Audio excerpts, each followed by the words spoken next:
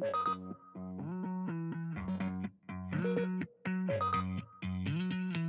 everybody, welcome back to Fandomly Speaking, where each week we speak randomly about fandoms. I'm Liza. And I'm Melissa, and this week we are going to get so random about the My Little Pony fandom, particularly Friendship is Magic, with our friend the Unicorn Toybox. Woo! I'm so excited to talk about ponies today. I'm really pumped up about it. I mean, are there going to be any pony spoilers, do you think, Liza? I think we may have some spoilers. I mean, if you haven't seen Friendship is Magic by this point, come on, people. Get on board. Come on. Yeah. It's online. Yeah.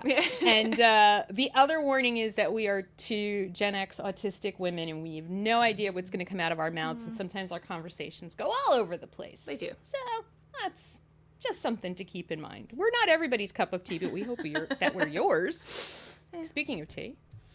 So, Liza, what'd you do this week in geeking? I am still finishing up with Buffy. I'm actually almost done with her high school year, so we are going to be doing Buffy the high school year soon, right? Yes, we are. I'm really excited so I'm about almost that. done. It's so funny, though, watching it for the first time in like 20-something years, because even though I did watch it years and years ago, I keep watching. I'm like, when did this happen? Like, wait a minute, I don't remember this at all. So there's so much I'm learning about Buffy all of a sudden. And I am in the 7th book of Dungeon Crawler Carl, and it's so strange because I still have my TBR is piling up, and I'm just like, do I just want to start over with Carl again? Because I don't want to be out of this weird I'm like world. In the middle of book 2 now, and I do find, thank you for encouraging me to give Dungeon Crawler Carl another chance, because like I'm wondering what's going on. Like, what are they up to? It's crazy. It really gets in your head. Yeah, it's crazy. And so now that I'm almost done, I'm like, oh my God, I can't. I want to start back over because I know I'll catch all the stuff that I missed the first time. Oh, yeah. I came this close this week to rereading Fourth Wing. Oh, did you? I don't know why. Oh, gosh. I don't know what happens to me sometimes, but let's see. This week in geeking, we are also so we're preparing for our Buffy episodes. We're also preparing for our Lost episodes. So I'm still rewatching Lost, and I actually had to take a break. I couldn't emotionally deal with not Penny's boat. Yeah, the whole Charlie of everything. Rough. So I watched Greatest Hits, and then the first episode of Through the Looking Glass, and then I was like, I need to take. So I didn't watch Lost yesterday, and it felt really weird because I've been watching it for so long. Also, I'm still reading about King Henry VIII's wives. We just Jane Seymour just died last night. It's just It's a weird special interest, but it's mine. I love it. Yeah. And then what was that? Oh, and I started a book called The Stolen Queen. That is, I also love ancient Egypt. And so, oh my God, love ancient Egypt. So this is a book that is kind of taking place. It's called The Stolen Queen. I think it's going to be a mystery, or it's just a historical book. I'm not even really sure if it's what the point is so far, but I guess it's a mystery because this woman, Charlotte, went to Egypt in 1936 on a dig, and this is like after they had found King Tut's tomb and everything. Mm-hmm. And then she's also now go to the future. It's 1978, and they're preparing for the King Tut exhibit at the Met, and she works at the Met, and so I think there's a mystery involved there. But I'm loving it because all I want to do if I go to the Metropolitan Museum of Art is just hang out in the Egyptian wing. Yeah. I don't want to see anything else. I'm like, no, I'm fine. You guys go look at the rest of the thousands of exhibits. I'll be here. Yeah. I love it so much. That's fun. So that's good. So what did you do this week? We did this already.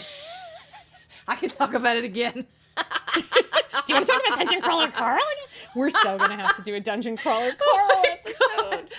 No, I want to talk about ponies, Melissa. I'm really excited to talk about ponies. Well, before we get to talk about ponies, we do have a few comments. Oh, I put them in at the last second. Okay. I'm sorry. I didn't. I was a bad girl. I did this like 5 seconds. I didn't see what comments we had. All right, so we have 3 comments. Okay. Our first comment is from Rahelia3155, and this was about I'm trying to remember. This might have been on the shipping episode. Yeah. I think it was. And so Wait, has the shipping episode come out yet? No, it isn't. It couldn't have been that. The heck was this comment about? Wait, let me hear it. Let's hear it. Okay, wait. It was. The comment is, I feel this with the series in regards to Grey's Anatomy. Okay. What were we talking about? That maybe it was a comment on a short. I think Deaths That Broke Us. We talk about Grey's Maybe Anatomy. Deaths That Broke Us. Right. Oh no, it's when a fandom turns on their creator. Okay. Okay. Take 2. Here we go. So we have a comment. All right. From Rahelia3155, and this was on when fandoms turn on their creators, and she says, I feel this with the series in regards to Grey's Anatomy. I feel like they have run out of ideas and are just making more because they can. I agree. I think that's a show that could have ended a very long time ago, and Shonda's just like, it keeps making money. Yeah, it keeps making money. Yeah. Okay. And I think this is probably the same episode. Endor Kugo. Harry Potter was a rough one. JK's mask didn't just slipped. She ripped it off and basically said, this is what she's always been. The signs were always there. Her pen name, Robert Galbraith, named after a famous conversion therapist who did human experiments. Gross! No, Freaking Joanne. Joanne. Stop it. Go sit in the corner. Go. Just shut up. And treatment room 2639. I think this will probably be a hot take. And this was when me asking who's your favorite Buffy Big Bad. Okay. This will probably be a hot take, but probably the first. That is not to say that that's my favorite season by any means. I get it, though. The first was a good bookend. Like, it was the first Big Bad, and the first is also the last Big Bad. So I get that. That's kind of cool. So thank you so much for your comments. Please always comment. Comment as many times as you want to during the episode. We don't care. We love it. So thank you. Now we are excited to introduce everyone at Fandomly Speaking to the Unicorn Toybox. I know him. Hi. Yay! Welcome. I'm so excited. Thank you for having me. Thank you for saying yes. It's funny, before we started, we were talking about you following me, and I was like, oh my God, when I found you and started following you, I was so excited. Because there's not, Thank you. I don't know. I'm sure there's pony people out there, but they don't seem to come across into my doll collecting feed as much as I would like to. Yeah. Yeah, I definitely follow a good ton of My Little Pony collectors. It's a lot of I want to say the G1, G3 here and there, occasionally G4. But I do try to have my content, mixed in with the newer generation G5 and of course incorporating other dolls like Monster High, Rainbow High, stuff like that. Yeah. Yeah. So Melissa, you found Unicorn Toybox on Instagram, is that right? Instagram, that is where Are you also on YouTube as well? My channel, yes. Yeah. Okay. Yeah. Awesome. Yeah. So and you're on TikTok too. You're all the places, right? Yeah, just about. So I guess we'll start with, how did it start? When did you get into My Little Pony? Ponies. Why My Little Pony? All this stuff. So I started collecting around October of 2013. I was in, I want to say, my freshman year of high school. I was just for a little freshman. I was taking Spanish class, and I was sitting next to this group of kids who were internet, people who were today's term would be chronically online. Yeah. And they were talking about all these topics I didn't know about. So of course, me just trying to be friendly, I asked them about it, and they mentioned what bronies are, what My Little Pony was. That was a topic. And I guess that just stuck with my mind. I looked it up when I got back. I was just watching episode after episode. I was so hooked in. I downloaded the My Little Pony gaming app, and I was playing nonstop. And I would go on YouTube, look at fan-made videos, music videos, and I saw toy reviews from you from Ben's Toy Bin, Chad Oh Allen. yeah. I Yeah. was Yes. I was just so in depth, and like think later on that day, I went to like a Dollar General. I was like picking up like a energy drink or something, and I stopped by the toy section and I saw My Little Ponies, the one that came with like the little paper mask. I picked up Right. Yeah, yeah. Rainbow Dash and Pinkie Pie, Oh and it took off wow. from there. Oh. That is so cool. So what do you think it was like that clicked with you and the ponies? I mean, ponies are easy to get addicted to. Oh, They're yeah. so easy to start collecting. Yeah. I feel what clicked for me is the fact that I did see a little bit of myself almost in each character. Mm-hmm. I can sometimes be shy like Fluttershy, I can be outgoing like Pinkie. I felt gravitated towards the characters, the animation, and especially like the colors because back then I didn't wear as many bright, bold colors. And like Mm-hmm. right now, I'm wearing a little mini rainbow Yeah. shirt. Yeah. And it's like, it just helped me dive into a little bit of like myself that I'm expressing myself a lot more than I ever did back then. That is so awesome. That is so cool. But I agree with what Liza said too about how the ponies are so easy. They were so easy and accessible. Like you said, like you went to Dollar General. General, mhm. Like you could get, as opposed to dolls. I mean, Yeah. you could get a $10 doll, but like those, there were those they had them at Target too. They had like the ponies in like just like a plastic bag The hanging on the end cap. minifigure. Yeah, and I think they were like $1.99 or I mean they were like really Mhm. accessible in price. So you Yeah. know, I think I definitely remember the ones you're talking about. I collected around the Crystal Princess Celebration one. Those ones that Yeah. had like the paper backing. Mm-hmm. yeah. Oh yeah, yeah. Oh my gosh. So it was just all of the like the animation, the colors, the characters, the just The music as well. It was like a Yes. show The music. it was a show I just felt like it just resonated with me like so much. yeah. Yeah. Right. Like Though, I mean, I it know was so many history from there. people that.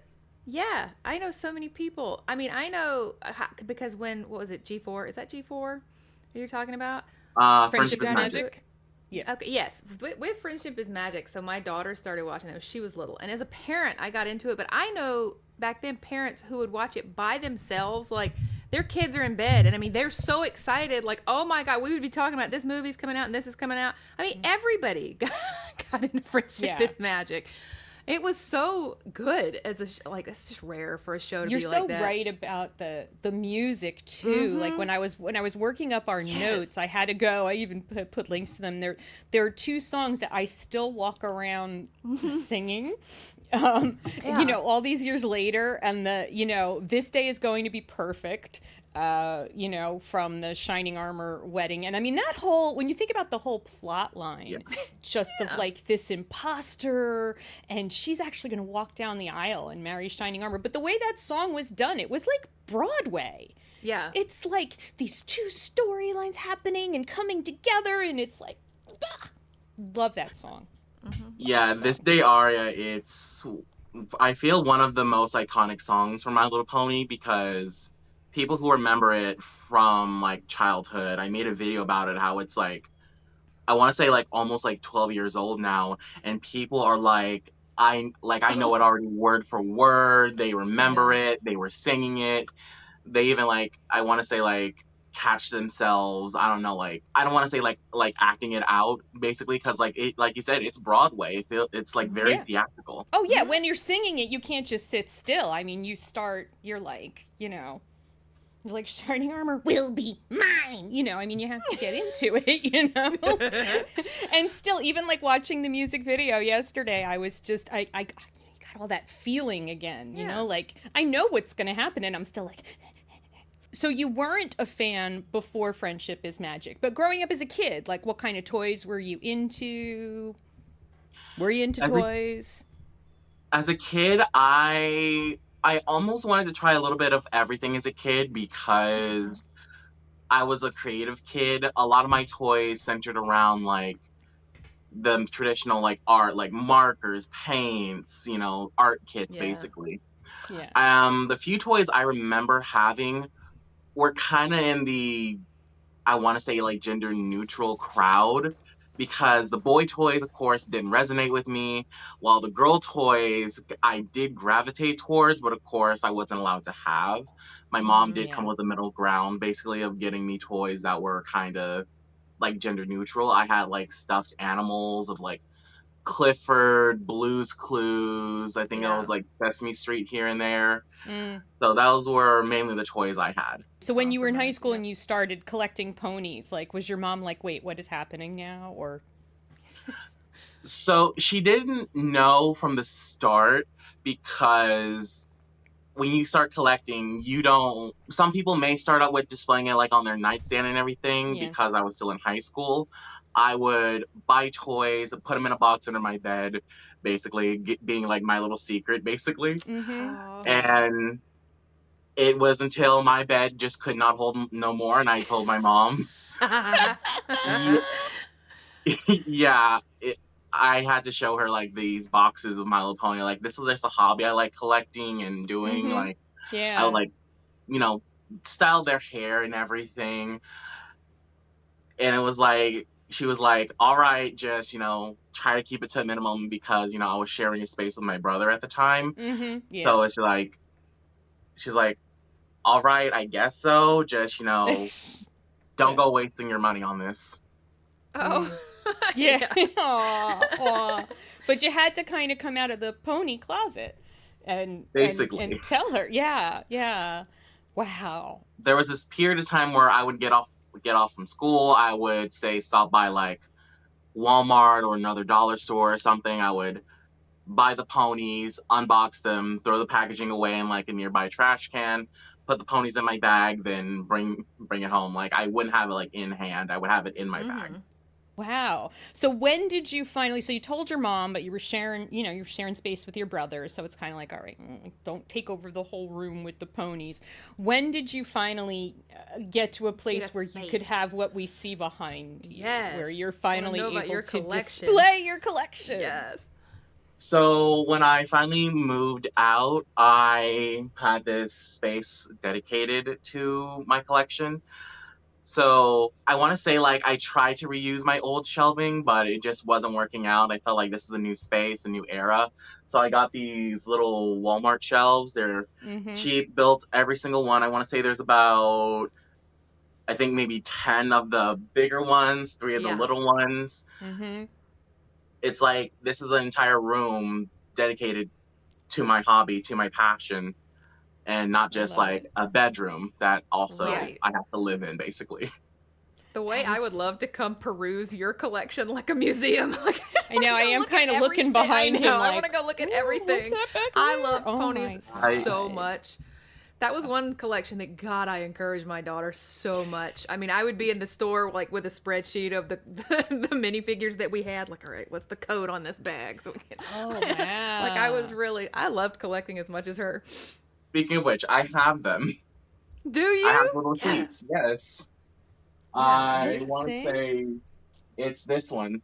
You know how the old My Little Ponies came with like little inserts? I Right. Yeah. kept every single one. Yes. So, That's amazing. like the I pony love that. wedding, like, again, I love the entire like My Little Pony Yes, that's Oh. castle, exactly it. Yeah. all these. Oh, Mm-hmm. wow. Wow. That I is miss it. so cool. So now we've got G5 happening. Mhm. Or I guess, is it still happening? I don't even know, because I watched like the first episode, and I was just so confused, and I don't know, it just, and that happens, with reboots. Sometimes they hit for you, and sometimes you're like, not my ponies, not mine, no. Yeah, for G5, especially going into it as, a G4 fan, like you were there for the hype and everything. I joined the fandom right around when Twilight got her wings. Uh-huh. So that era was already particular at a different time, because Yeah. Twilight getting her wings, it was considered controversial, I guess, in the fandom. Yeah. Yes. Yeah. Going into G5, you kind of I kind of had to keep this open mind of like, it's a reboot. It's been so many years. Culture Yeah. has changed for the ponies. The world has changed. And it's like, you kind of had to basically be like, but this was canon in G4. Well, it's like out the window. It's already been so long. Yeah. So Yeah. I did like Generation 5. I did. Right now, it's kind of in this gray area because G5 has basically, in a sense, has already ended, basically. Okay. And there's already works on a new generation and a live action movie. So it's, I didn't they're, know that. they're in a transition. I feel like we had this conversation last week too, about like, why does Monster everything have to High? become a Yeah. live action movie? We did. We didn't ask for that, did we? I didn't. I don't know. It was G4 a few was days. so popular. It was a few days prior, but I made like a late April Fool's joke that we're getting a live action Equestria Girl series, and then a few days later, the actual news of the live action My Little Pony movie came out, Oh and well. I was basically in my comments being like, "You did this, you brought it to life." You manifested it. But Equestria Girls is a live action, kind of makes sense a little bit. Yeah, so how they're going to accomplish the live action? Yeah. Because I don't always want to be negative towards Hasbro, but I feel like if they say wanted to, they would basically make them human, and it's like, it's like I don't know. It changes the whole thing. I'm keeping an open mind about the concept of a live action. I hope it's almost done in the same way with Sonic, where it's like they come into the human world, maybe. I don't know. Yes. I could Or do that. maybe Okay, like if they're still ponies, yeah. or maybe like the Lion King where it's all animated, say live action. I'm not sure. Yeah. But again, I will keep an open mind and be hopeful about it. Like I'm still gonna watch it.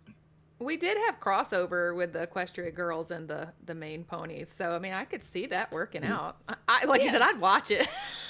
Yeah, I mean, watch I it. would have to see it. Yeah, I would have to, yeah, absolutely. You know what I think?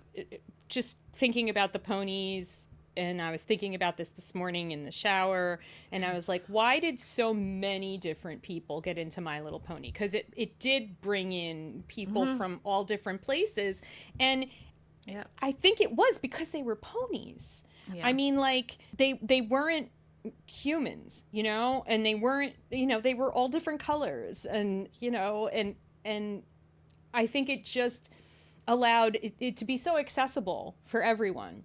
So, do you have a favorite pony? So my favorite pony for a long time has been Pinky. She does kind of encapsulate the not only like being pink, this fluffy, funny character. It's like she's optimistic, she's silly. It's like it can sometimes come off as being a little bit annoying, but yet also cheerful and coming from a good place and a kind heart. It's Yeah. like the jokes she makes aren't just to make her friends laugh and everything and uplift their spirits. It's just like who she is. She's the element of laughter, and that's just something I resonate with because that was something Yes. I needed back in the day. Yeah. And like, of course, like I said, I see a little bit of myself in each one, but Pinkie Pie herself, especially, if you like remember her backstory, how she grew up on a rock farm, she wasn't Yeah. smiling a lot, and like when she saw like the Sonic Rain boom, it's Yeah. like something just sparked in her, and like when that was basically what sparked in me when I saw My Little Pony. Yes. Oh, Pinky is my oh. favorite as well. I absolutely love Pinkie Pie. Every time she'd come on screen, I mean, she makes me cackle. She is absolutely hilarious. They wrote her the best lines in the whole show. And They did. Once my daughter hit puberty and she started to kind of, become a teenager, I'm like, oh, you turned into Pinkamena. I'm sorry. Like she is now. She's just kind of. I'm like, oh, okay. You went backwards. You did the opposite. It happens. So, I call her Pinkamena. Because Aw. yeah, I love Pinky Pinky. is also my favorite. What? And, yeah, for very Yeah. much the same reasons that you have, Drake, is that there's, it's almost like she's like that because she was inspired, but it's also a choice. It was always in her to want to be that way, and then she had this epiphany, and she was like, I can feel joy and I can express my joy and I can be this other person. And you know, as a kid I was always very confused and awkward and didn't fit in, and but deep inside of me there was the funny, jokey, laughing, optimistic Melissa. She was just buried under just a lot of other stuff. And you know, when it's almost like you at some point in your life you make a choice to say, I can either, you know, stay this morose, broken human being, or I can become Pinkie Pie. And I have found that sometimes, you know, like they say, fake it till you make it. Sometimes I have to force myself to kind of pinky out a little bit to pull myself out of depression. I love Pinkie, and she's a really good reminder. Although I think sometimes they did a little Pinkie character assassination, where they would just make her, it would almost come off like, okay, now you're making her insane. Let's not. She's a little manic sometimes. Sometimes. Yeah. Sometimes. But I do love that Pinkie never tries to change anybody to be like her. Like, she accepts Maude as she is. She doesn't try to make Maude be, you know. Oh, Maude. She accepts people not being exactly like her. Yeah. Oh, I love God, I that. totally forgot about Maude. See, you still have this all in your brain. I love ponies. I'm so Clearly. excited about today. I'm like, yes, let's talk about Good. ponies. Yeah. Yeah. So do you have like so favorite storylines from Friendship is Magic? Oh, one of my favorite storylines. I feel like it was Luna's arc with coming to terms with her past as being Nightmare Moon. I forget the episode, but it was basically she had made herself have nightmares every night because she still feels this regret and the weight on her shoulders, basically, of being Nightmare Moon. So that way she never forgets what she done. She never forgave herself. And I feel like that was kind of a story for, like, I don't want to get a little bit too graphic here, but almost like self-harm in a way. And I felt like that was such a good storyline, and basically how her, like, the main six at the time had to basically walk her through forgiving herself and like all of like the trauma and stuff and going on in her head. And it's like, that was such a great story, and it's one of my all-time favorites, right next to the Pinkie Pride episode where Weird Al Yankovic was introduced. Yes, Yeah. So talk about Pinkie Pride. That's my Liza, favorite. do you want to take that one? Because you're very excited. that's just my favorite one. Like, I wrote down my favorite. Pinkie Pride is the top. I have 3, but Pinkie Pride is my top favorite. I love it. that episode, it was basically like a musical little episode. They had Weird Al Yankovic on there, and they said, let's go all out with the songs. Yeah. Yes, that was the first time they introduced cheese sandwich, which I absolutely adore cheese sandwich, and so that was I still love I that believe I have episode. his vinyl figure over here. Yeah, he's one of Nice. the few big vinyl figures for the boys that I got. Yeah, we have. I'm in a weird situation in my life. Like, Caden is selling off some of his collections. You know, I mean, he's going to be 22. It's okay for him to do that. You know, because he has. You know, he's kind of like, and I'm like, you're selling off your child. Like, all the Funkos. Like, we have. I didn't like. I mean, the Funko Pops were cute, but the Funko figures were so good. And we had them all. And then, do you remember the ones? They were like they were black, but then they had the color Mystery like Minis. yellow or yes. Oh my God, those were the best. He sold them, and it's hard. It's hard. When did you realize that you were part of a fandom and this wasn't just some sort of passing interest? Were you still in high school at the time? Yeah, I was still in high school. When I realized I was in the fandom, kinda, it was, again, when I started like actively watching My Little Pony, and I was like, it's like no matter what social media I went to, it was My Little Pony, whether it was like, at the time there wasn't a lot of fandom on Instagram, basically, but like, Yeah. you know, Twitter back in the day, I would like go on YouTube, Twitter. I don't know if you remember Google Plus, Oh but that was gosh, yes. yeah, Google's version of Facebook. I would go on Yeah. there, it's like My Little Pony, My Little Pony, My Little Pony, any site. That's when I realized, oh yeah, I'm in this fandom, and I'm like, Yeah. I think I can see myself being here for a while, and here I am Yes. today. There's You are, so and many so, of us. so has it been a decade for you now? It's been over a 12 years. decade. Yeah, it's 12 years, right? Yeah, 12 years. Wow. Mm-hmm. Wow. Oh my gosh. Have you ever done any cosplay? My Little Pony cosplay? I have. I Oh, I dressed up want to see as it. I dressed up as Rainbow Dash for Halloween one year. Mm-hmm. I did a Big Mac cosplay because Oh, that was like a joke I would do with my friends. I would imitate his voice. of course. I don't think I have any pictures from that though. Aw. I wore this like red flannel cutoff. I didn't want to do the thing, so I had like a brown bandana basically. Mm-hmm. I think I just had like a basic orange wig on basically. Yeah. But yeah, I think those are the only two characters I've ever cosplayed. Wow. So Now, did funny. you ever get a chance to go to BronyCon?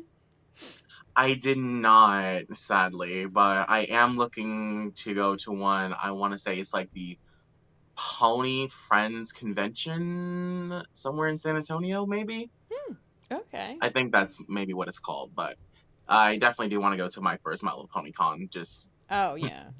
Just such a different cross section. We went 2 years in a row, and one of those years we met up with John and Ben from Ben and Chad Allen and Radio JH Audrey, and I think Dollastic was there. It was like this one year when like all the YouTubers went to BronyCon. Did you consider yourself a brony? early on, yes, I consider myself a brony. Yeah. I Yeah. remember one time going to I want to say Walmart. They literally had a Baroni shirt just available to purchase. That's Didn't have to go amazing. didn't have to go to Hot Topic, like right there, just in Walmart. Yeah. So I have a question, and it's not like I don't actually know, so I'm asking. Do you think that this fandom, My Little Pony, was the first time that men were kind of being accepted as having this, what would be considered a girls, big part of a girls fandom? You know, they had their own thing. They were bronies now, and we have BronyCon. Like, that's a big deal. So is it the first time? I mean, there wasn't like Barbie Bros, you know, conventions that were being had. So I don't know. I'm asking. Like, Especially for me at the time, like I said, when I kind of found myself to express myself a little bit more, having, you know, being in touch with my feminine inside basically. Mm-hmm. I did see a lot more, you know, men at the time, Mhm. like exploring avenues of like, you know, cosplay, wigs, makeup, and stuff like that, even if it was like something basic. And it's like, you know, of course, back in the day, it was like, you know, grown men liking My Little Pony, you know, stuff like that. Even I Yeah. think some of the voice actors themselves admit it was a little bit creepy in their head. But once they like got into the fandom and they saw like, you know, Yeah. of course there will be, you know, the good parts of the fandom, and it's like loving, accepting, you know, just really taking in the core values that Friendship is Magic Yeah. taught them, Right. and basically just being who they are and accepting people for who they are. Yeah.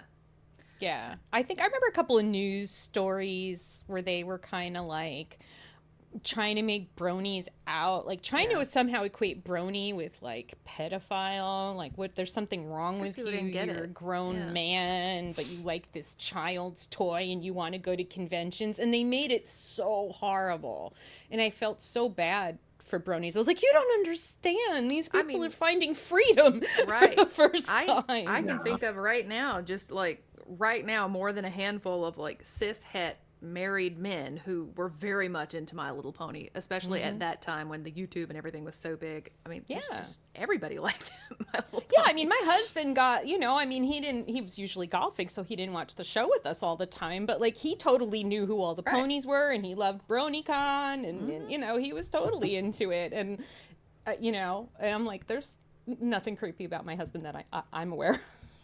been married for 25 years, and I don't find him creepy. So so let's segue now that we're talking about bronies and like people finding their place. So there, I think there is, and I might be wrong, but I think that within the My Little Pony fandom, there was a lot of acceptance or a place found for people who are LGBTQ and allies. Like, was that part of your experience? Like, I think I can find a home here. I think I'm going to be accepted here. I want to say yes. I had came out before I had gotten into My Little Pony and everything, so I already did the basic trials and tribulations of that.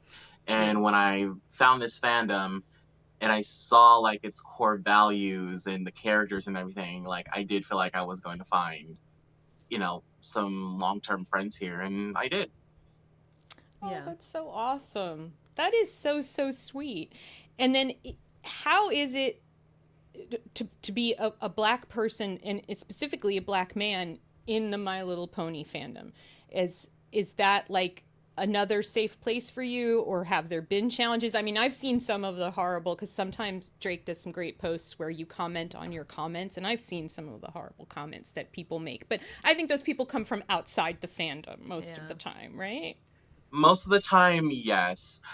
I want to say like what actually got me, like, I don't know if it's like steering off, but like Yeah, go for it. when I first started watching you guys, Melissa, Ben's Toy Bin, Chad Allen, and everything, I was like so ingrained with like not only like your hobby but your personalities and everything, and I didn't see people who looked like me, and that's what started me to get online and started posting about my passion and hobby. I first started out on Google Plus and started getting a little following there. I think that's where I got my first hate comment actually. But again, this fandom has just been so amazing. I don't ever see myself leaving, and it's something I just carry with me every day. It's like when I look like on like past episodes or like old merchandise, I remember the way it made me felt. I remember the nights or like some days like going to malls, going to Target, Walmart, and like the experience of like buying the ponies and everything.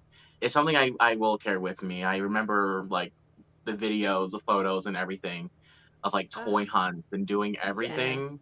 Like the toy hunts were like some of my favorites of like y'all's videos, and I like had like a huge backlog on like my Google Photos and everything.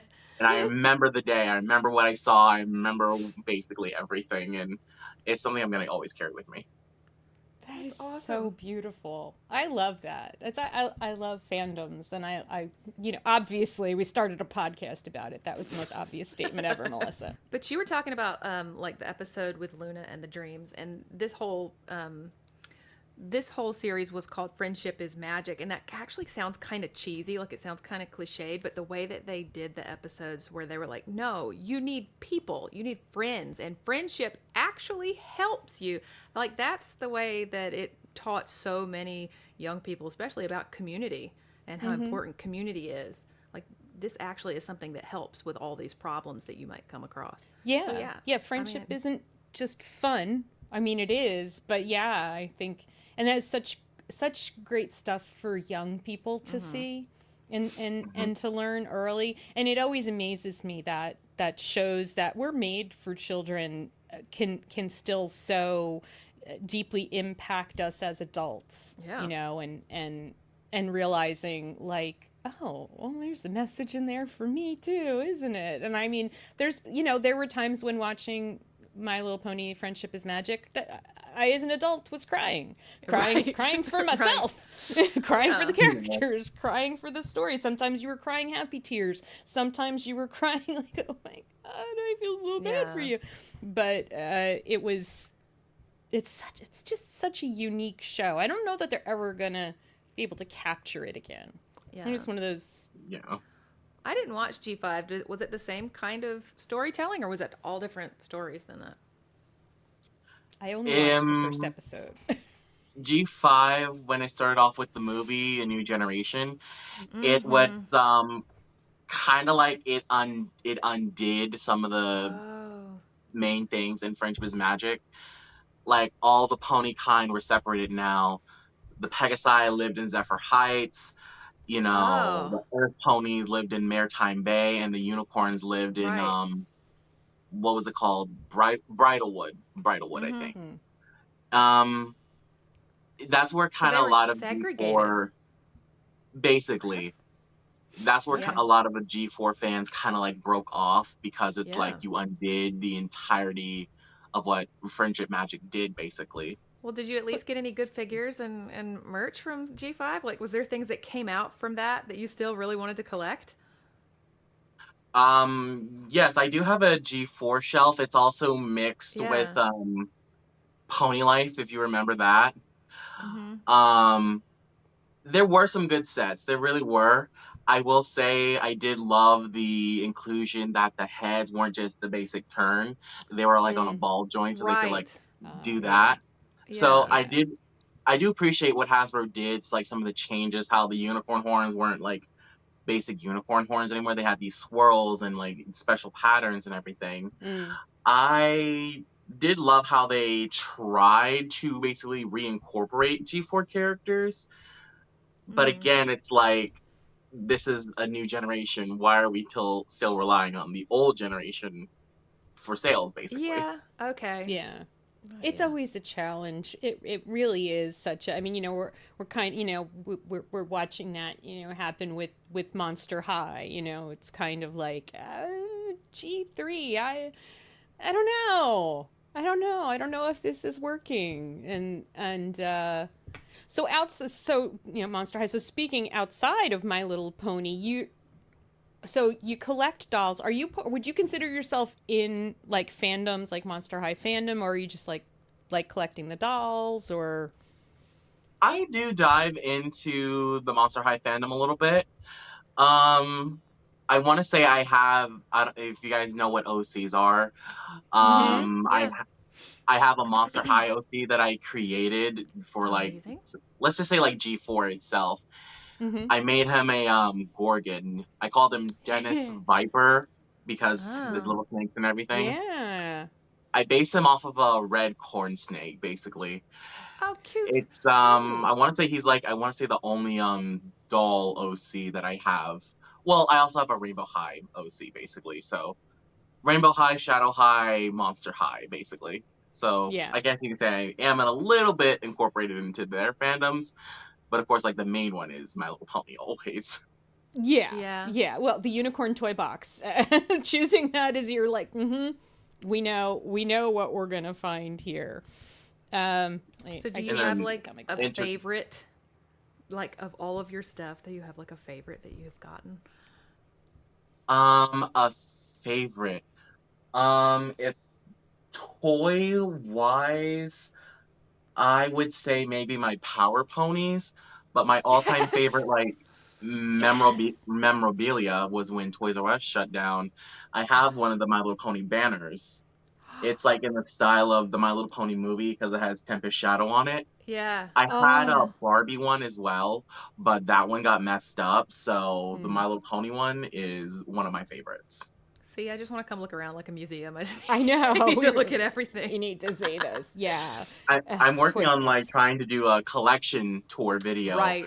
but Mm-hmm. it's like I want to make sure it's like 100% perfect basically. I know like Yeah. your toy collection, toy rooms aren't always going to be presentable, but like for that video that might Yeah. almost be an hour long, I want to make sure it looks museum level quality basically. Yeah, that's a challenge. The dusting. The dusting of it's like Yes. so I just Um posted a thing on Instagram yesterday. I don't I know if you saw it. saw it. Oh I my did. god, there are these like clear plastic like inserts that somebody's selling that would go IKEA. on your shelf like IKEA. Yeah, that would go on your shelves. Like they fit the Billy bookshelves, which a lot of us have from IKEA. They would fit. I'm sure it would fit in those because It's they're pretty basically much the just like same a dimensions. plastic front so that they don't get dust on them. Yeah. But yeah, like a And it just sort of display front. slides in. Like, I'm like, oh, God, this would have been so useful. I may want to look into that, something like that, but this whole room, if I wanted to put it all like behind glass, It would take a while. So much glass. Yeah, I'm it's at this point tackling the dust. I'm eventually just going to get like an air purifier for the room because I feel like that mm-hmm. would just help. Yeah. I've tried so many standards and different methods of dusting because different things dust differently. Sometimes you Yeah. want to use like a feather duster or something, Mm-hmm. and sometimes you got to take things down and just wipe off the shelf basically. Yeah. I have like a whole little like kit that I keep in this closet over here that's Yep. for basically cleaning the shelves. Wow, you're way more organized than I am. And what's hard is like all the ponies with brushable hair, just like the doll hair. I mean, the dust over time, it just really starts to mess up the hair.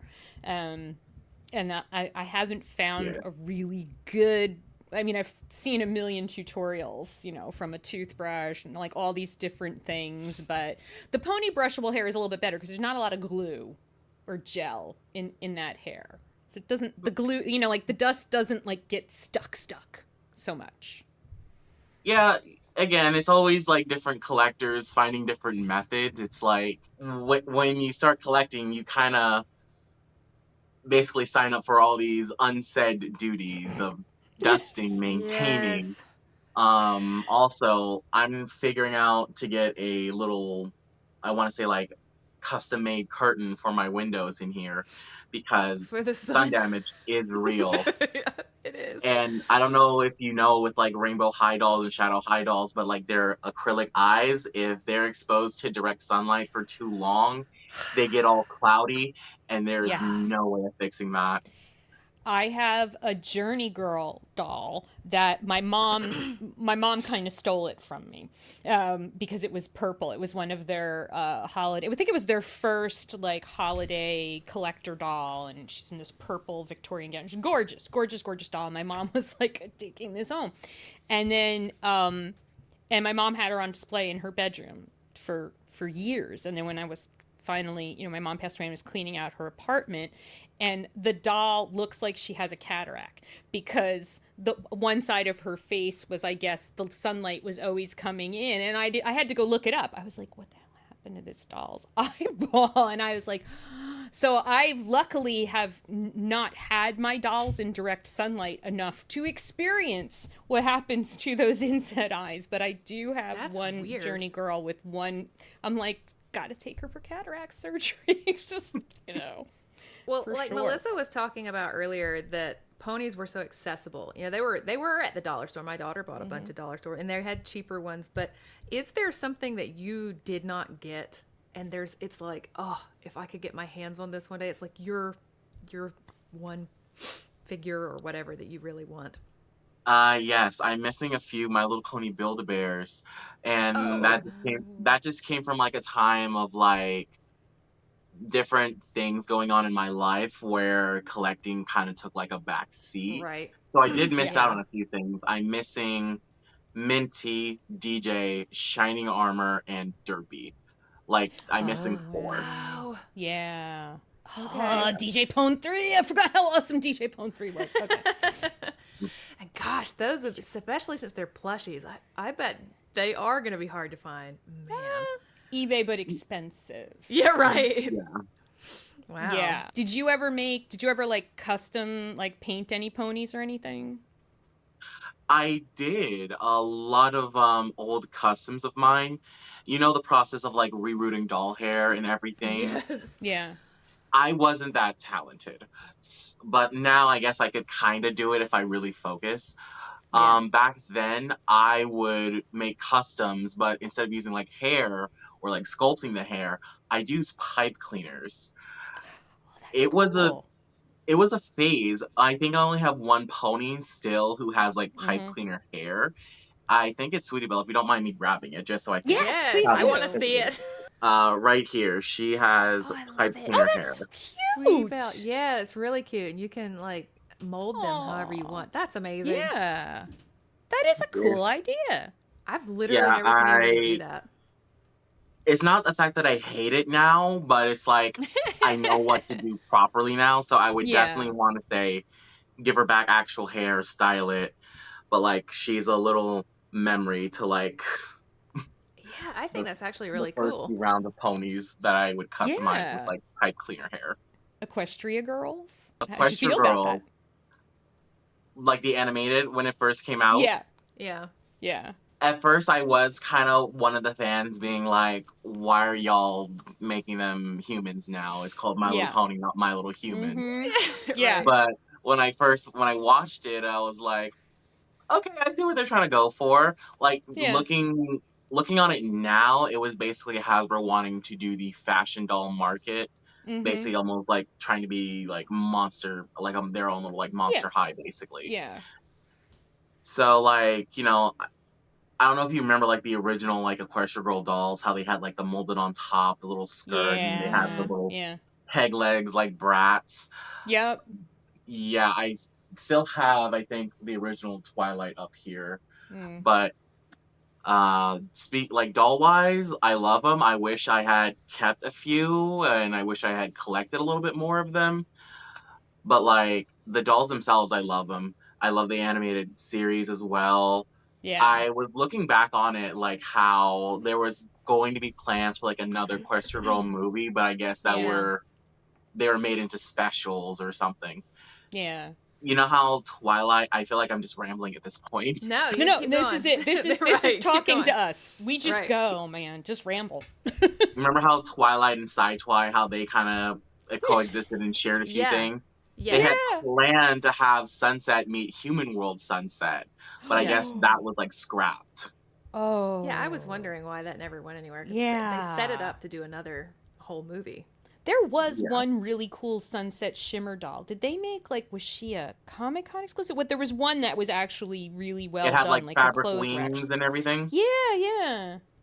I believe that was based off of her redemption form. A lot of people thought it was based off of her demon form in the first one, but it was like her redemption form. That's right. Yes. I thought, and the music, especially in the Rainbow Rocks movie, like Rainbow Rocks for years would still play in my car because it was on my phone, and it would just get mixed into a shuffle on iTunes, and all of a sudden I'd be alone in the car, rocking out to a They had good music. I mean, those My Little Pony had were great whole music. musicals. Yes, those movies themselves were just great musicals.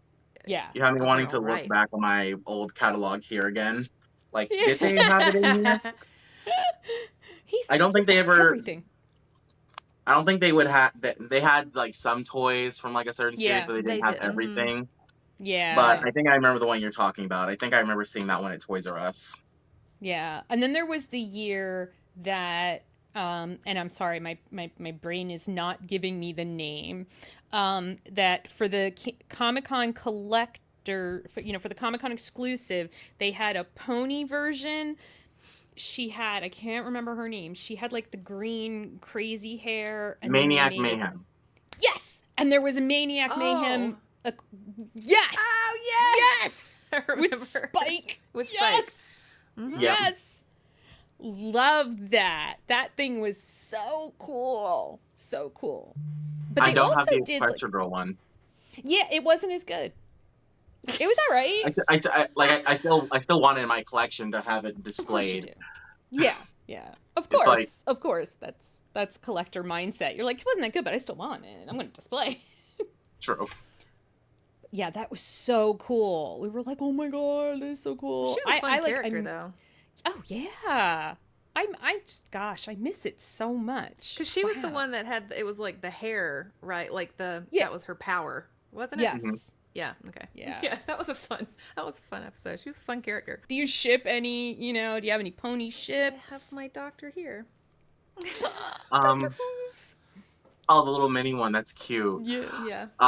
Shipping, I feel like everyone does the classic ship of like Fluttershy and Discord. Yeah. I feel like that's probably one of my favorite ships. Yeah. I think that's a really cute one. Of course, like Lyra and Bon Bon, like they had a little background thing of their marriage and everything. So like that one's adorable that was so as well. Sweet. Yeah. God, Discord. I mean, getting John Delancey to voice a character as a I almost said Star Wars. Oh God, as a Star Trek person who's a huge fan of The Next Generation, and like I know Q is a ridiculous character, I get that, but I still love him because John Delancey did such a great job of it, because John Delancey does a great job of anything he does. So the first time Discord spoke, Discord. I didn't know. I was not aware, and I was just like freaking out, and there's my child like, what is happening to you right now? And I'm like, oh my God, it's Q from Star Trek, The Next Generation. Q, all powerful.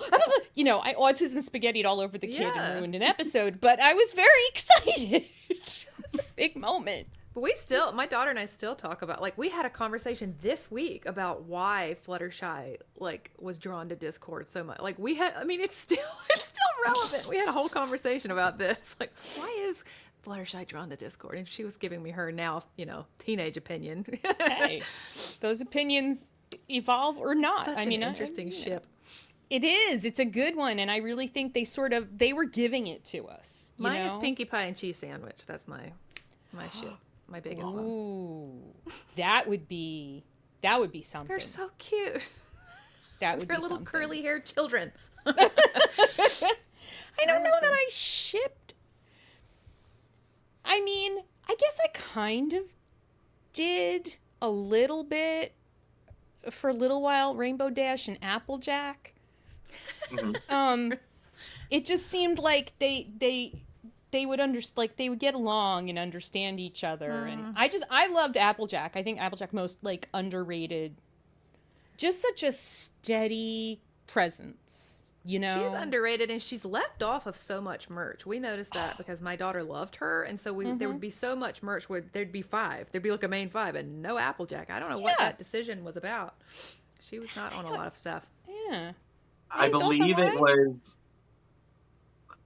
was kind of a mixture of Applejack being country and being also the color orange. So it's not like unlike Sunny now for Generation 5, how she has so much merchandise, they didn't feel you know how original toys of like Princess Celestia were pink? They didn't really know how to market the color orange as like interesting, being a girl toy, basically. Yeah. Interesting. Yeah, that is really, that never even occurred to me. Like, that's so smart. You're so smart. Like, that never even occurred to me. We would just be like, why is Applejack not on anything? That makes sense. And I'm sure, I mean, also, I know that they do, like, focus groups and stuff, you know, with kids when they're making these decisions. But there was definitely a lack. And I mean, the whole, Apple family was so funny. I love Granny Smith. Everything she said was freaking hilarious. So good. Good. I wanted, can we spend more time with Apple's family? Because they're fun. They're really, really fun and interesting. And I remember when they got their own little line of like the little minifigures and the Apple Ball and everything. Yeah. Yes, I have a few from that series. But yeah, I definitely love the Apple family because not only like, I feel like the entire Apple family, when you see them all together, they come off as this color palette's like harvest, basically. Like all of them together is like, it creates this color palette that I just love. Yeah. And I love autumn colors, so that's probably, I didn't even think of it. It's the colors. That's why I love them so much, because they do have that whole core. Just like Sunset Shimmer. Like when you said that like they couldn't figure out how to market orange. Well, they got it when they got Sunset Shimmer because... love her. She was just so cool looking. The whole family was so funny. I mean, the whole like they had family reunion episodes with the Apples, and then they went to visit her old aunt who had like the dead cat made of dust. I mean, I like that whole thing. It was just so funny. It was great. It was just such I thought, I'm glad that they did it. Wish we could have gotten more, but maybe if we got more, it wouldn't have been as special. Like, I don't know. I never had, like, family to go visit in the country. Like, my family's just all city people. Came here from Italy, lived in the city, never left a city, So we never had, like, family where you could go to the farm. But I guess that's what it's like. People have, like, family that they can go visit in the country. And so that's what we were doing when we were visiting Apple's family. Is that it? I guess I longed. Apparently, there's gap in my childhood where I wish I had family in the country. And see, Because other people did. Yeah, well, I grew up in the country. I couldn't wait to get to a city. I'm like, get me out of here.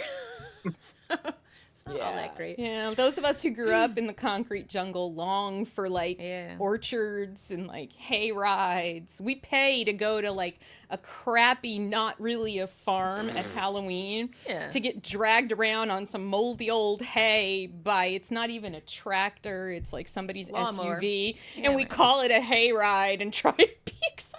It's Yeah. really sad. So did you feel like there wasn't, like, since you were young when you started watching and getting into this, did you feel like there wasn't, many boys and men in this show and this fandom? Or, I mean, like, in the show itself? In the show itself, it's like definitely males are, again, it's like it's a girl's toy line. You know how with Yeah. I don't like Melissa, if you've seen like with Monster High right now, G3, how there's like no more boy dolls basically. boys. Yeah. Yeah. Boy dolls and boy characters in the line. I do definitely have some. I have Big Mac, Shining Armor, Soren, I think this other character, I forget his name, the one from the movie, the cat one. But like Uh-huh. anytime when there's like a male character, I definitely try to get that character because it was My Little Pony when I first realized, oh, boy characters aren't really treated that well almost. Yeah. So like And there's sidekicks. I A better lot of get it while I sidekicks. get it now. Yeah. Yeah. I mean, we're lucky Spike was a boy. Yeah. You know, because it's like that was our only consistent male influence on the show. You're right; they were side characters. They were sidekicks Yeah. and side characters. Yeah. What about? So there was a weird controversy around Derpy that was like a manufactured, but I became completely irate about like a mom having a problem with the existence of Derpy because she interpreted it as the show making fun of someone who has special needs. And from my perspective, anytime a character with special needs is included, like everybody knows I'm in love with Ghoulia, right? And the fact that Derpy, like, yeah, she's not a main six, but she hangs out. Yeah. You know, she's their friend. Nobody's ostracizing Derpy, even though she's different. I thought that was a beautiful message. And this mom made this whole big to-do about it. Do you remember the Derpy controversy, or hadn't you got into the fandom yet? I believe the Derpy controversy happened before I had gone into the fandom, but I definitely did do my research about Derpy. I do remember the controversy of it and how if you ever look on her merchandise, it's never Derpy hooves. It's always the picture, Derpy's face, a muffin, that'll say Bubbles. Again, Yep.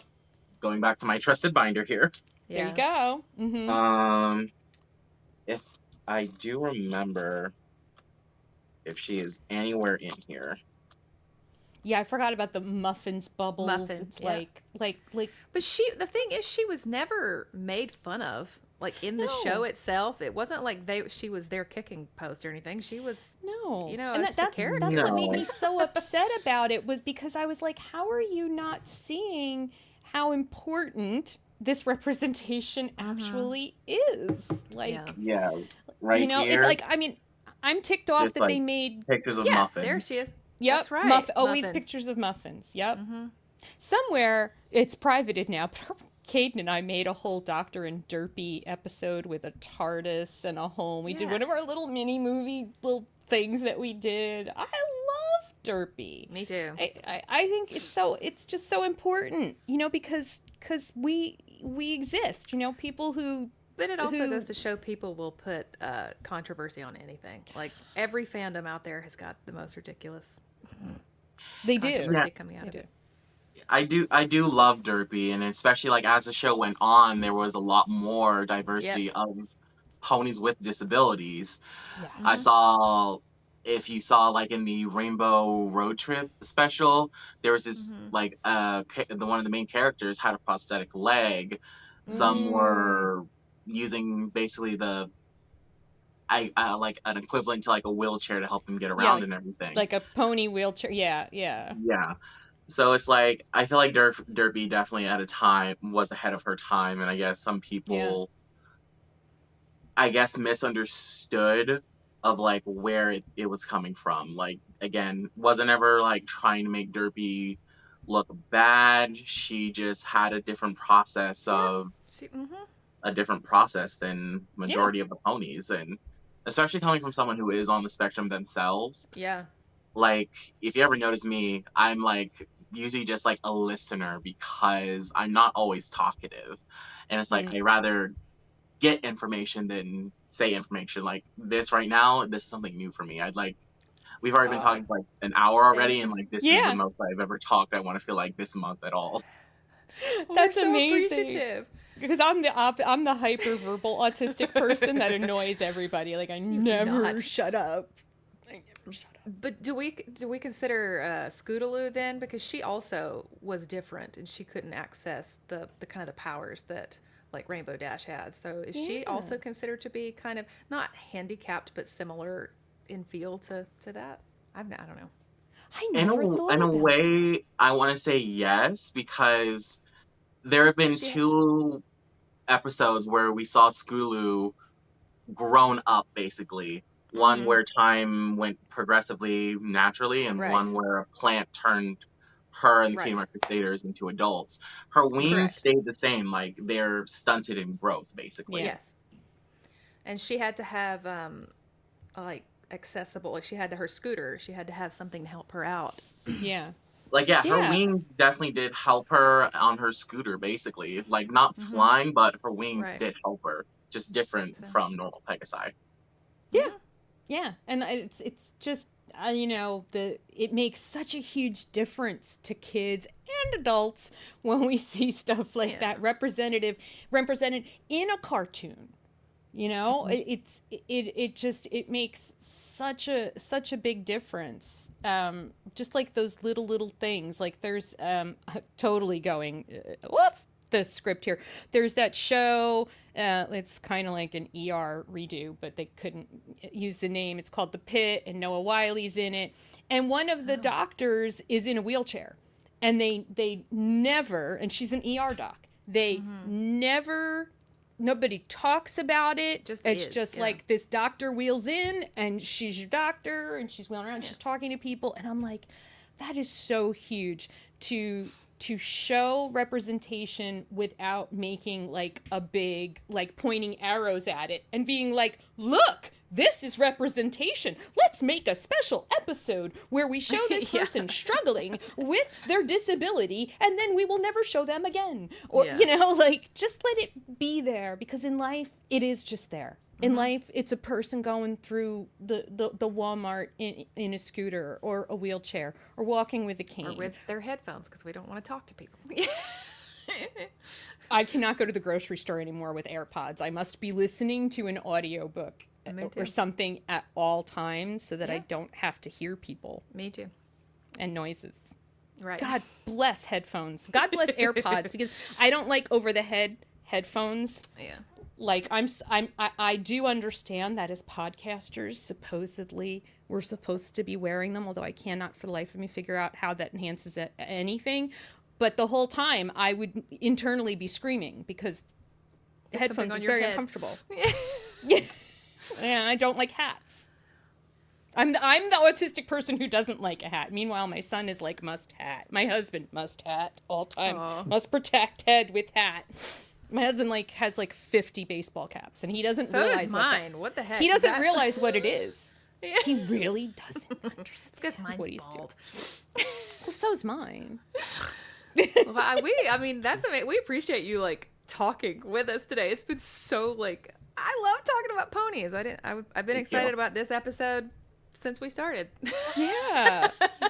I've been so happy about talking about ponies. Yeah. We didn't talk about the series finale, where they did Yeah, they did like a television thing of like, let's have a time jump, which is normally done on live action TV.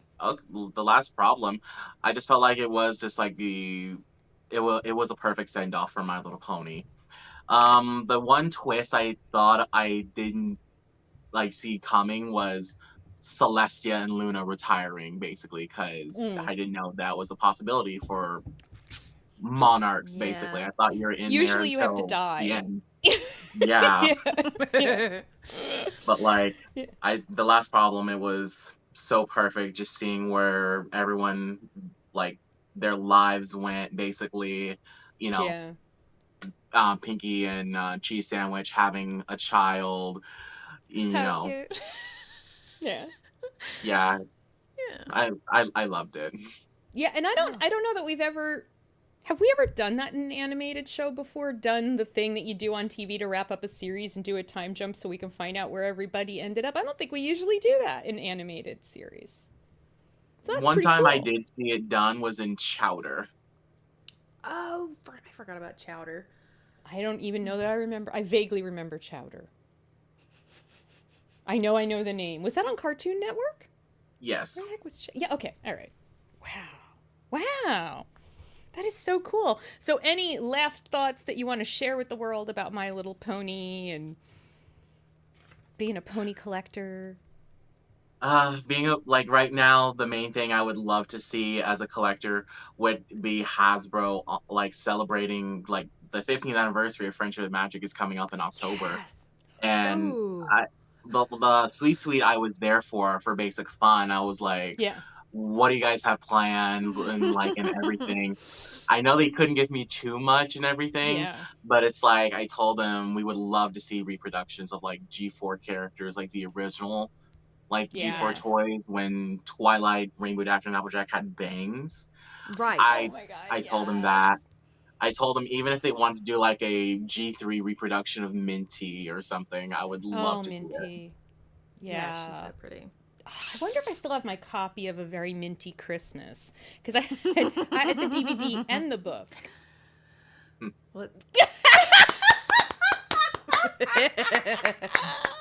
That's awesome. I like that you had that accessible just right. You mean this one? I mean, this one right here. We didn't plan that, folks. He That's just had it awesome. handy. That's pretty cool. That's Make sure and awesome. tell everybody where. Go ahead. Go Yeah, I ahead. have a whole media shelf right here where I got the binder from. I have the books, if you guys remember the mini collector guide. Yes, we have so Yes. many of those. Yeah. I was Yeah. gonna say, make sure and tell everybody where they can find you because I want to make sure we're all there whenever you're able to film your your studio tour. I want to see it all. Well, if Yes. I do film that one, it would definitely have to be on YouTube. But Yeah. I'm on YouTube, Instagram, TikTok, Blue Sky, all the Unicorn Toybox, just Okay. everywhere. So we're all gonna Awesome. follow you. Yes, Thank you. yes, and he's a really really great guy. By the way, he's just Yeah, obviously. like a Thank good you. person. And I'm so glad that we got to meet each other and that we got to hang out last year. It's sweet, and I got to know you because you are really really cool, and your content is so it definitely brings that friendship is magic vibe. You're Thank you. even when you're doing the thing where you kind of react to people's mean comments, you're so pleasant about it. And I think that is such a good it's such a good way to approach it. Like don't get hard, mad, isn't it? just be Pinkie Pie about it, you know? Be like, well, you know, yeah, and I'm so glad that you're out there doing your thing because you were probably also getting a lot of comments from people who were like, finally, someone like me. I finally see someone else like me who's into My Little Pony.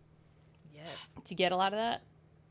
Yeah, I do get the comments and the DMs occasionally about how I basically got them to express themselves and got them back into collecting. And Okay. it's like the same way like they felt about me is how I felt about you guys when I was watching y'all, how I Oh, Oh, felt like I found community and just like this group of people I can just share my interests with and not be made fun of, looked at weird and stuff like that. Yeah.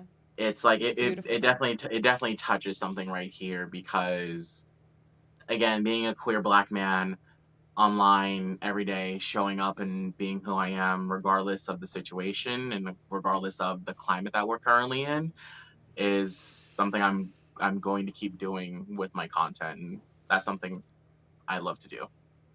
That's awesome. And it matters. It matters more now than ever to keep showing up and keep being yourself. And that is actually, and in today's climate, that's a very brave thing to do. So thank you for continuing to do it, because it matters to so many. And it matters to the kids out there, too, who are just coming up and just starting to, experience the harder times. Yeah. So thank you for doing that. Yeah. Yeah, I kind of take Pinkie Pie everywhere I go, almost, even if it's just like the little blind bag one. Yes. Because right now, we could always need a little laughter and a little joy every now and then, because if we don't have joy and happiness, we don't have anything. That's right. This is so true. Absolutely. Well, thank you so much for spending like almost an hour and a half talking about ponies with us. This is awesome. Thank you. I enjoyed it. Just here nerding out and showing like all my little collectibles here. Yeah, and it was I can't wait nice to see your collection tour. Me too. It was so nice to meet you and get excited about ponies again. I don't get to talk about it anymore since my daughter's getting older. So yeah, these things happen, but that's why we have the podcast, so we can talk about the things. We can nerd out. So thank you so much, and we will make sure that everyone finds you online. Everybody out there, make sure you're finding the Unicorn Toybox, and you're following him on all of these places, because you're going to find joy, you're going to find ponies, and you're going to find a really great guy. That's right. So thank you so much. Such a fun conversation. I really, if you could tell, I had fun. I liked it. He's such a great guy, and the ponies, like, as you guys were talking, I was getting the itch that I need to like go back and just get. I know. Ugh. And I'm sitting here thinking, Friendship like, is Magic playing in the background. Like, how weird would it be for me to just sit by myself and watch ponies now that my kid doesn't watch with me? Like, would that be weird? We could always do it together. You could just text me and be like, I'm feeling a need for some ponies, and I'll be like, let's do it. Yeah, we were talking about our favorite, and that episode, Pinkie Pride, it was his favorite, and it's also like my favorite. But I also loved. There's one called 28 Pranks Later, where they all turned into zombie ponies. God, that's so fun. I need to go back. I need to go back to the island. Yeah. And the one where they made Flutterbat. Bat. Flutterbat. I still love Flutterbat. That's like the best. They turned Fluttershy into a vampire bat. Yeah, they did some really cool stuff. So good. It really was. It was fun. It was super fun. And Liza, where can everybody find us on the social media? So we are on YouTube at Fandomly Speaking, but we are also on Apple Podcasts and Spotify. We are over on TikTok, and we are over on Instagram having a lot of good conversations. So when you want to comment on some stuff, that's also good places to go find us. And Liza, until they see us next time, stay unmasked and overstimulated. Bye, guys. Best way to be. Bye, guys.